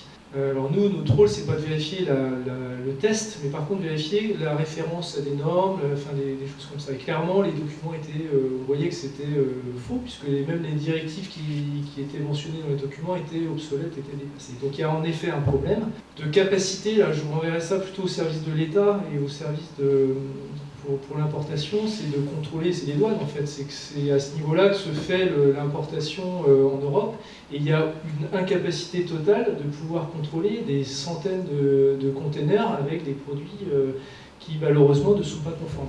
Alors il y a les services de l'État, la DREETS, qui peut intervenir en cas de litige, en cas de preuve de plainte. C'est souvent comme ça d'ailleurs qu'on voit les retraits de produits, c'est parce qu'il y a eu soit un accident malheureusement dans l'usage, soit il y a un concurrent qui va dire bah, attendez, moi je vois mon concurrent qui importe des produits de tel pays qui sont pas non, mais je suis tout à fait d'accord avec vous, il y a deux, on pourrait dire qu'il y a deux poids de mesure. Bah oui, mais parce qu'on ne peut pas malheureusement contrôler tous les produits. Le problème, c'est que quand on apporte une preuve, par exemple certifié sur du concurrent chinois, analyser plutôt que certifier.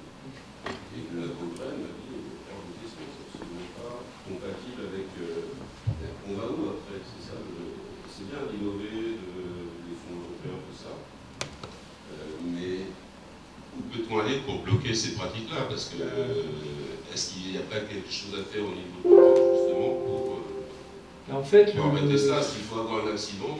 Ben non, malheureusement, il faut le déclarer. En tout cas, donc nous on fait partie des relais en fait de la commission pour faire c'est-à-dire qu'on remonte ce qu'on appelle des dysfonctionnements au marché intérieur. Il y a des outils pour faire ça. Mais malheureusement, quand on voit ça a été dit, hein, on produit quand même plus beaucoup de produits en Europe. Des déclarations, il y en a 100 qui doivent arriver derrière. C'est ça, une course sans fin. Alors nous, ce qu'on conseille, parce que là on a un souci, enfin c'est pas un souci, mais c'est que le responsable de la mise sur le marché, c'est l'importateur. C'est que souvent, il y a quand même pour ces produits-là un opérateur européen qui est chargé de distribuer sur l'Europe. C'est lui qui a la responsabilité juridique de la mise sur le marché européen. Et son nom figure toujours sur les documents. On peut le retrouver, il y a une traçabilité. Donc déjà, nous on essaie de former ces gens-là au fait qu'ils sont responsables et qu'ils doivent refaire faire des tests ou vérifier. Sauf que en termes de coûts, ça les arrange moyennement, parce que s'ils font fabriquer avec du monde, c'est pas pour se retaper des tests en Europe. Donc il y a quand même aussi une question de responsabilité de l'importateur qui malheureusement n'est pas toujours... D'où l'enjeu de la réindustrialisation dont on parlait tout à l'heure avec Lily, qui peut, à moyen terme, ça ne sera pas immédiat, mais peut-être que dans 10 ans, si on se retrouve à nouveau pour évoquer ces sujets, il y aura peut-être eu un petit rééquilibrage. Si vous avez 2 minutes, on peut en parler tous les trois. Voilà, le rendez-vous est pris pour approfondir le sujet hors micro. Le problème se pose, j'ai eu peur avec des concurrents européens. Vous allez pouvoir approfondir avec les équipes d'Alexandre tout à l'heure. Est-ce qu'il y a d'autres questions ou remarques? Céline Mignot, société Triscam International, je suis dans la chimie analytique et je rebondis sur une remarque qui a été faite et du coup j'en fais une. Je ne suis pas vraiment d'accord avec la géopolitique, etc., qu'il faut cibler l'Europe. Je suis désolée, ce n'est pas une décision en interne de dire je vais sur tel ou tel pays. C'est en fonction du degré d'innovation et du produit qu'on va sur un marché. Donc il y a des pays qui sont plus faciles d'accès, certes, mais si, il y a des technologies où on va aller plus facilement parce qu'en termes de maturité pour accepter cette technologie-là, ça va être plus simple d'exporter et c'est pas forcément dans un univers très proche. Donc je veux dire, c'est pas systématique de se dire je veux exporter, donc je vais au plus près parce que c'est plus facile. Non, c'est le produit quand même qui décide un petit peu de où est-ce qu'on va. Voilà. Peut-être si répondre, parce que c'est un peu moi qui ai dit ça tout à l'heure quand je parlais de la répartition et puis Didier aussi. En fait, là, ce sont simplement les chiffres de notre commerce extérieur. Il faut bien voir que l'agroalimentaire, ou l'agri plus l'agroalimentaire, en Bretagne, c'est 40% à peu près de l'ensemble de notre commerce. Donc ceci explique en partie. Il y a quand même des grandes masses. Nos clients, on va les nourrir à côté. Après, c'est pas moi qui te contredirais, puisque moi j'ai exporté à 90% à Cédia, et puis c'était à 90% hors Europe. Pas mal en Afrique du Sud, si ma mémoire est bonne, Christian. En Afrique, un peu partout en Afrique, au Proche-Orient, en Asie. C'est ça. Et moi, on va dire, la vilaine bancaire que je suis, les dirigeants, eux, voient des opportunités. Moi, je vois une notion de risque et je me dis, il faut les externaliser. Les risques de non-paiement, d'interruption de contrat, de non-rapatriement des fonds. Donc, c'est pour ça, en fait, que j'essaye, on va dire, d'alerter sur ce sujet géopolitique. Parce que là, par exemple, concrètement, la Russie et l'Ukraine, ça va être des pays fermés. Alors, je veux dire, je ne spoil pas l'info ou autre, mais ça va être compliqué. Je vois Alain qui est là aussi côté Pépégo. Hein, ça n'a pas nous facilité la vie et nos exportateurs, ça va être très compliqué pour eux pour rapatrier les fonds. Donc quand bien évidemment, c'est pas de prioriser, privilégier l'Europe à tout prix parce que tout dépend de la techno, du produit. Ça peut être une prestation de service, il n'y a pas la notion de barrière douanière, je suis tout à fait d'accord avec toi, mais c'était pour avoir une approche au plus simple et surtout m'adresser notamment plus aux primo-exportateurs. Parce qu'on voit souvent, des fois, j'ai en tête des ambitions de dirigeants qui n'ont pas forcément, qui n'ont pas le cuir tanné, et c'est pas leur rendre service de les amener à l'autre bout du monde pour faire leurs premières armes. Surtout quand il n'y a plus d'avion pour revenir. Merci beaucoup, Lydie. Une question au fond, monsieur. Donc, Benoît Josset, Université Rennes. Je travaille aussi en Israël, donc, et vous n'avez pas abordé la question, par exemple, de la politique de voisinage de l'Union européenne, tout ce qui peut être partenariat donc, de voisinage. Il y a à peu près 74 milliards d'euros aussi sur les prochaines années financés par l'Union européenne pour travailler. Et l'Israël, par exemple, donc je suis dans un laboratoire de recherche aussi là-bas, a beaucoup au niveau agroalimentaire. Et il y a aussi beaucoup de consortiums pouvant être mis en place. Et je ne sais pas si c'est quelque chose qui peut être... Alors j'en vois certains qui opinent, effectivement, en vous écoutant. On ne va peut-être pas réouvrir un vaste sujet là-dessus, mais d'un mot ou deux, Alexandre, vous sentiez... C'est vrai qu'on a parlé plus des accords de libre-échange. Il y a en effet des enveloppes financières dans la politique des relations extérieures. Donc, vous avez évoqué, on peut parler du Fonds européen de développement, le FED pour l'Afrique. Et donc tous les pays qui sont proches, qui touchent l'Europe, ont des dispositifs notamment d'intégration pour l'accession à l'Union européenne. Donc il y a en effet de l'argent. C'est géré comme pour la Banque mondiale, tous ces bailleurs internationaux, donc il y a des systèmes d'appel d'offres. Là, on n'est plus dans des appels à projets, c'est-à-dire que l'Europe va financer des investissements ou des études au niveau du pays. Là, je conseillerais pour les gens que ça intéresse de travailler avec la représentation de la France auprès de l'Union européenne à Bruxelles, qui gère notamment toute une veille sur les appels d'offres à ce niveau-là. Parce que leur rôle, c'est de défendre les intérêts des entreprises françaises dans les pays tiers et de pouvoir se positionner sur ces appels d'offres. L'avantage, c'est que c'est financé à 100%. Alors, c'est vrai que pour une entreprise qui veut aller à l'international, ça peut être intéressant de répondre à un appel d'offres, mais c'est quand même compliqué parce qu'il faut être proche localement. Merci beaucoup pour cet élément. Est-ce qu'il y a une dernière question? Parce que je surveille également les horloges. Alors s'il n'y en a pas, peut-être... J'avais une observation. Voilà, j'allais vous proposer de conclure chacun et puis on a beaucoup parlé de financement, on a beaucoup parlé de projets... Et puis il y a les hommes et les femmes, c'est ça que vous allez nous dire? Non, c'est pas ça, c'est... le thème, c'est quand même innovation internationale. Moi, je voudrais vous donner un petit peu mon point de vue, pourquoi je pense que les deux vont beaucoup ensemble, particulièrement dans la période que nous vivons. C'est qu'on doit sauver la planète pour faire court. Et ça veut dire que toutes les entreprises qui vont à l'international, qui vendent des produits qui ont un lien plus ou moins direct avec le consommateur final, vont devoir le prendre en compte le plus vite possible pour être performantes et faire la différence sur ces marchés où il y a des concurrents qui sont les locaux ou plus proches que nous du pays en question. Et donc ça veut dire qu'il faut investir, même quand on est dans les secteurs traditionnels, sur une innovation qui peut toucher tout, et pas seulement de la haute technologie avec des projets pour faire une usine à insectes ou des choses beaucoup plus simples. Demain, il va falloir qu'un emballage soit automatiquement compostable, il va falloir toute chose. Une innovation vertueuse, comme on dit. Notre nourriture, je parle d'agroalimentaire breton, notre nourriture ne pourra peut-être pas être la même que le poulet qu'on vendait il n'y a pas si longtemps encore à l'international. Donc il faut absolument que ce côté innovation sur la production, sur les matières premières, sur la logistique, sur tout ce qui touche à notre planète, soit forte dans les entreprises, y compris celles qui n'ont pas forcément un grand centre mondial de R&D. Et l'Europe, d'ailleurs, dans ses directives autour des transitions, incite énormément aujourd'hui les acteurs économiques à aller dans cette voie. C'était le message de la jeune femme sur le plan de relance et sur des petits projets, pas spécialement des projets hyper ambitieux sur lesquels on peut mettre longtemps à réussir à s'habituer et puis à aller chercher les premières... Et à BCI, vous en voyez beaucoup justement passer ces projets-là. En fait, on ne voit pas forcément les projets, mais on voit les entreprises qui ont besoin, et moi c'est une des recommandations que je donne à l'équipe de BCI, c'est qu'on a besoin de savoir comment on va mieux accompagner celles qui sont prêtes et comment on va pousser celles qui ne le sont pas à se préparer et peut-être après aller chercher des financements spécifiques autour de ça. Il y a un peu de boulot, c'est Il y a passionnant. il y a du boulot, mais il ne faut pas traîner. Voilà, ça c'était le message de Christian Kefelec. Chacun d'entre vous, justement, s'il fallait que nous nous quittions peut-être avec une idée forte par rapport à cette articulation dont on a bien compris qu'international et innovation, il ne fallait pas les dissocier quand on pense en plus à la dimension européenne. Est-ce qu'il y a un rendez-vous, une initiative, une action que vous avez en tête et dont on n'aurait pas encore parlé, qui vous paraît important, un peu comme Christian vient de le faire à l'instant avec cette alerte sur l'impact finalement que nos actions économiques ont sur notre environnement au sens large, qui souhaitent partager une idée. Je sais que vous, Jean-Christophe, vous nous dites que dans ce monde compliqué, il y a peut-être des nouveaux réflexes à avoir, et on parlait tout à l'heure du Brexit et de ses conséquences par rapport à la Grande-Bretagne. Je sais que vous avez un œil attentif porté vers l'Irlande. Vous y avez travaillé quelques années, et vous vous dites, tiens, on a peut-être des trucs à faire ensemble. Certainement, et il faut... Qui est membre de l'Union Européenne depuis 1973, l'Irlande.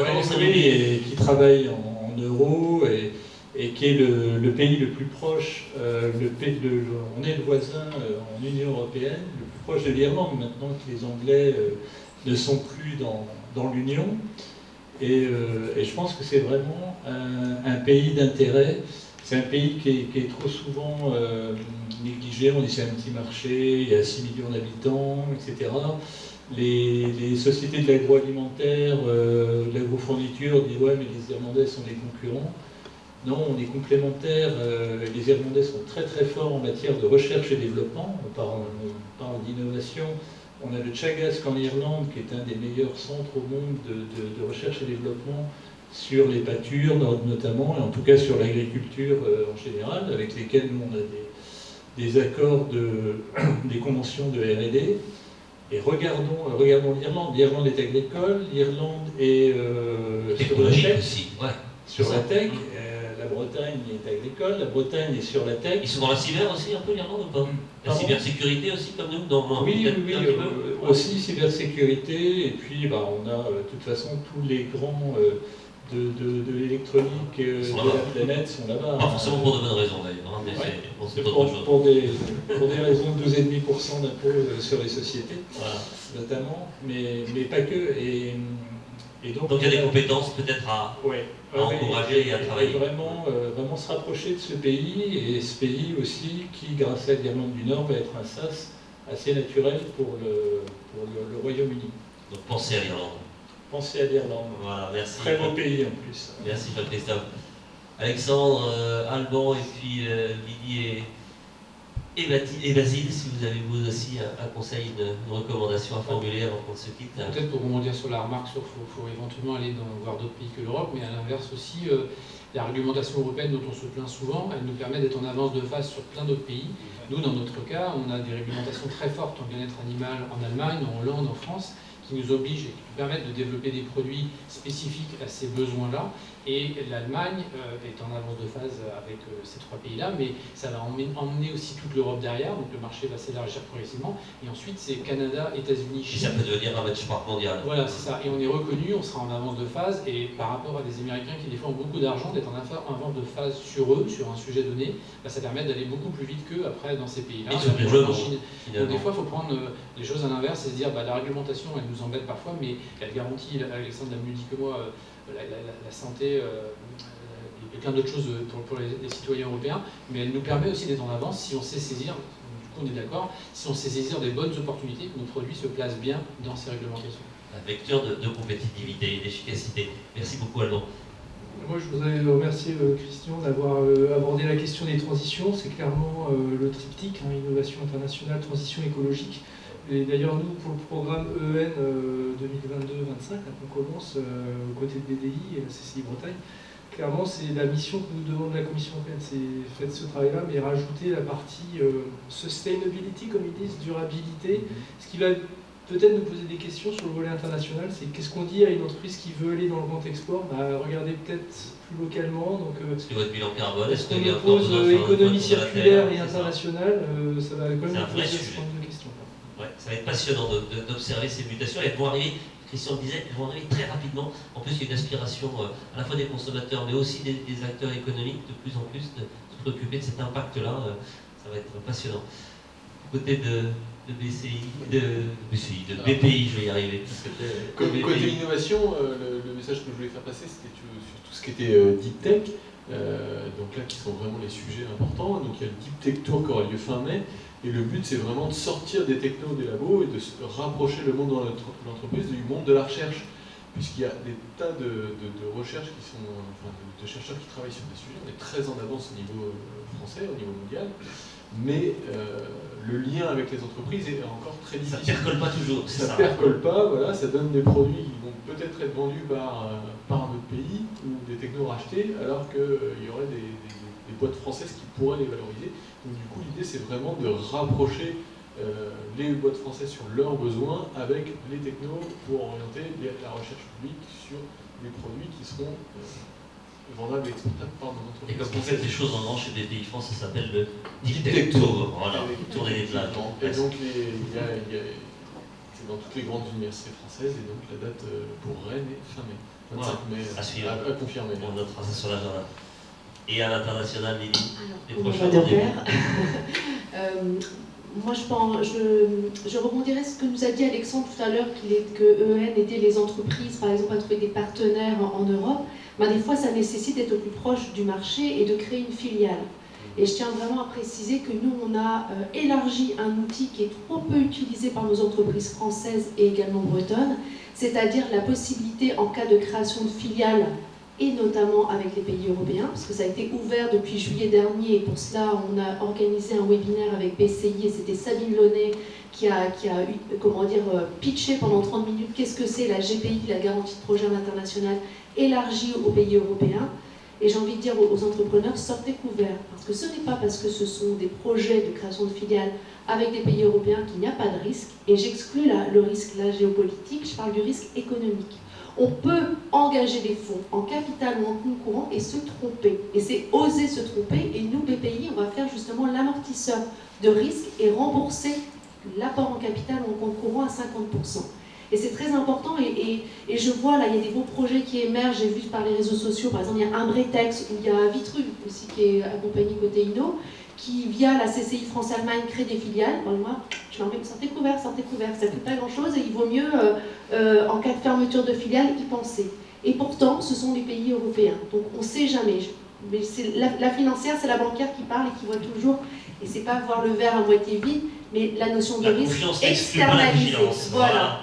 Merci beaucoup pour ce rappel. Voilà, on arrive au terme. Michel, le dernier mot est pour vous, bien sûr, président de la Maison de l'Europe en Bretagne.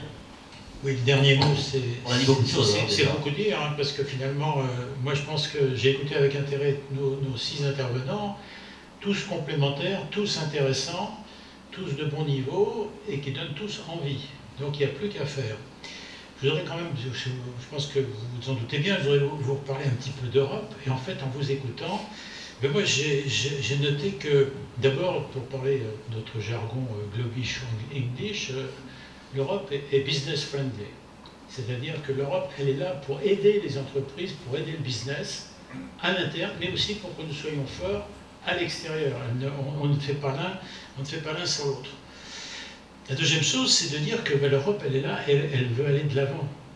Quand on a parlé de Horizon 2020, puis maintenant de nouveaux projets, l'Europe est toujours en train, dans la marche d'après, et donc maintenant, on n'est plus Horizon 2020, très bien, Marcy, c'est fini, on a fermé la boutique, on en ouvre une nouvelle, et elle est un peu plus grande, elle est un peu plus vaste, et il faut maintenant qu'on s'inscrive dedans. Ça, c'est le premier, ça, c'est à nouveau ça. Et puis, moi, j'ai trouvé que finalement, l'Europe, elle est partout. Elle est partout et à tous les étages. Elle est à tous les étages, mais par contre, dans un certain nombre de cas, on ne la voit pas, on ne la connaît pas, et on ne sait pas qu'elle travaille en arrière, aussi bien au niveau, je dirais, ce qu'a dit Allemand tout à l'heure, au niveau des entreprises d'appui, enfin disons, aux start-up, au niveau des emprunts qui peuvent être faits, au niveau des subventions, au niveau de la recherche, au niveau du développement, au niveau de... Alors moi, au niveau de l'international, c'est bien clair, mais après tout, je dirais, au niveau de l'international, quand on a créé le marché commun en 1957, eh ben, c'était là le démarrage pour justement faciliter les échanges entre toutes nos entreprises. Et en conclusion, c'est simple. Moi, j'ai noté que beaucoup a été fait, mais finalement que beaucoup reste à faire. Et ce beaucoup il reste à faire aussi, il faut bien reconnaître les choses, ça part de l'entreprise. L'Europe, sans les entreprises, ne ferait pas grand-chose. Bien sûr, les entreprises avec l'Europe peuvent arriver à se développer, mais c'est quand même les entrepreneurs, les chefs d'entreprise qui sont à la base, je dirais, de notre vitalité. Et quand on veut lutter, relocaliser, faire revenir chez nous, eh bien, c'est que développer notre compétitivité, bien évidemment, c'est pas l'Europe qui va... L'Europe ne peut que faciliter, mais il faut qu'on ait derrière des inventeurs, des ingénieurs, des gens qui ont envie, des marketeurs, et qui nous permettront d'aller plus loin. Voilà, ça, pour moi, c'est ce qui m'apparaît être l'essentiel. Avoir l'esprit d'entreprise européen. Merci beaucoup, Michel Dora. Merci à vous six pour nous avoir éclairé sur ces sujets. Merci à vous pour votre écoute attentive jusqu'au bout. Très bonne soirée. Il n'y a pas de verre de l'amitié ou de cocktail, vous savez pourquoi. Mais en tout cas, on a apprécié votre présence et à bientôt, j'espère. Bonne soirée à tous.